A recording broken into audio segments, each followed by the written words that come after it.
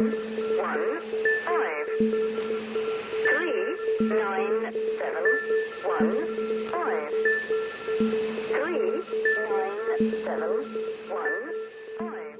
listening to the Armada EW podcast with your host Tom Withington at the controls.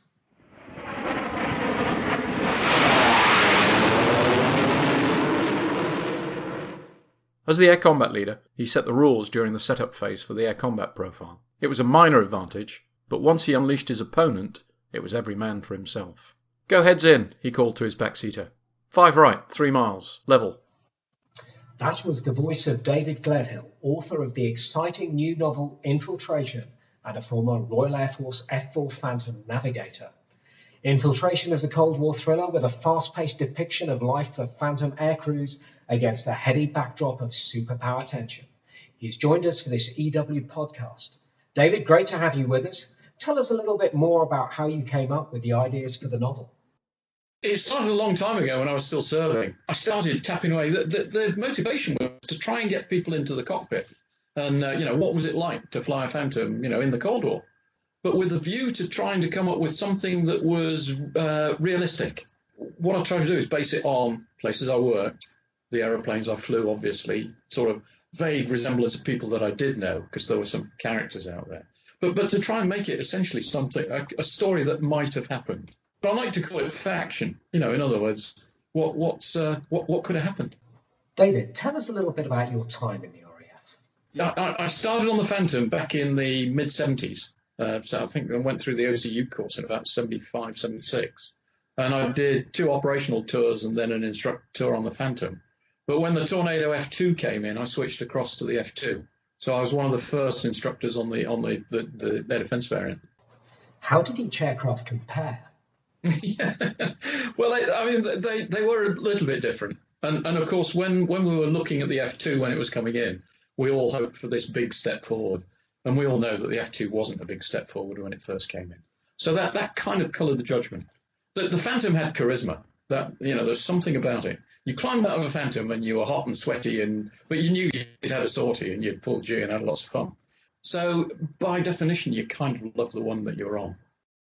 Your book has some vivid Cold War depictions of RAF aircraft escorting their Soviet counterparts near UK airspace. What are your memories of such events? Well, I was very unlucky because I sat Southern Q down at Watersham, and I also sat Battle Flight out in Germany. So my track record against bears was woeful. I tried every tactic in the world to get an intercept and go find a bear. I'd come onto Q and I'd stay an extra 5 hours to see if I could get a bear. The guy that came on after me was the one that always got launched. So I had a terrible time. Having said that, I did a Q intercept, and we got launched out of Watersham and we headed north with the tanker, capped way up in the Iceland Faroes Gap. And the aeroplane was supposed to be coming through. It had been seen by the Norwegians and it was supposed to be heading down at low level.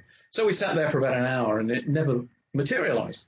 But suddenly I find a contact on the radar, and we were up at 15,000 feet off Faroes somewhere, I think. And we headed off down, trying to intercept this contact on the radar. Went down through masses of cloud and came around the final turn, trying to stay in search radar mode so that they wouldn't see us coming. And rolled in behind. It was the most horrendous visual identification I'd ever done. It was murky, it was cloudy. We were down at 250 feet trying to find this thing. And it turned out to be a Nimrod. Funnily enough, my first Russian, I was down in Cyprus and I was doing the standard sort of aircrew trick of ops desk lurking. And there I was, dressed ready to go. And my sortie was about 2 hours later. And they said, there's a couple of Mays coming down. And we've seen them track out of the Black Sea. And they're heading down towards Cyprus. Can you go? Yes, of course we can. So we got airborne and we found a pair of Mays going down to intercept the 6th Fleet down off Lebanon.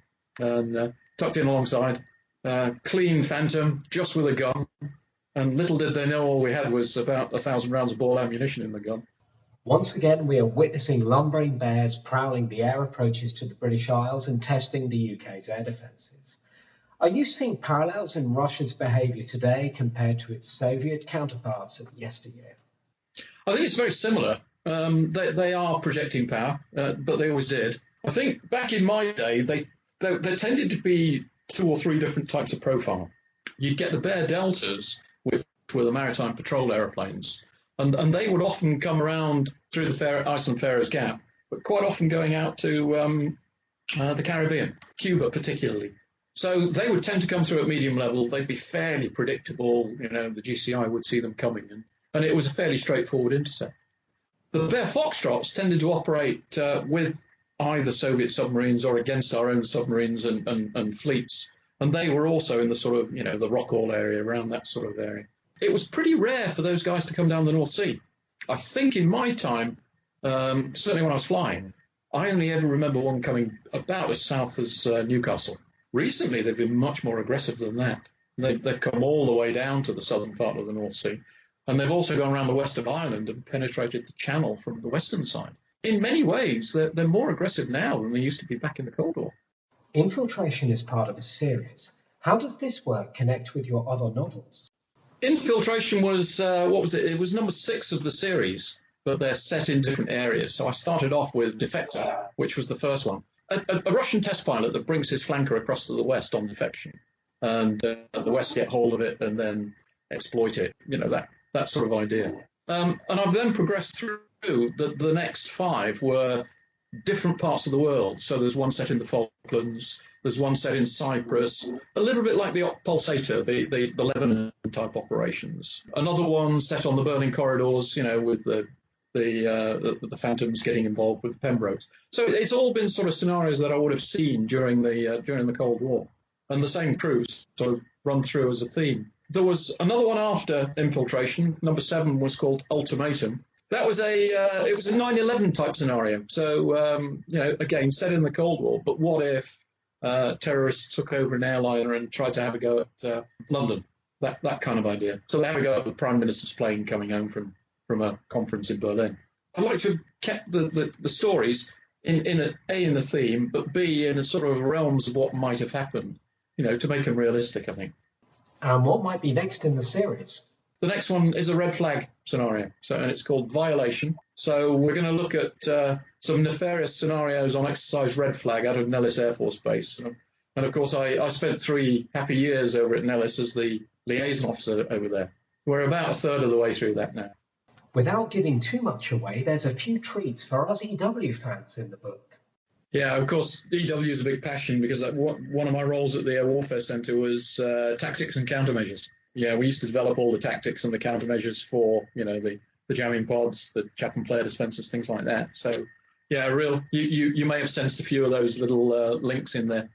David, thanks very much for joining us. If this has whetted your appetite, then you can find David Gledhill's books on the Amazon website as hard copies and downloads. In the meantime, here at Armada, we will be eagerly awaiting his next instalment. That's all we've got time for now, but be sure to visit armadainternational.com/electronic warfare for more EW news and analysis. Thanks for listening.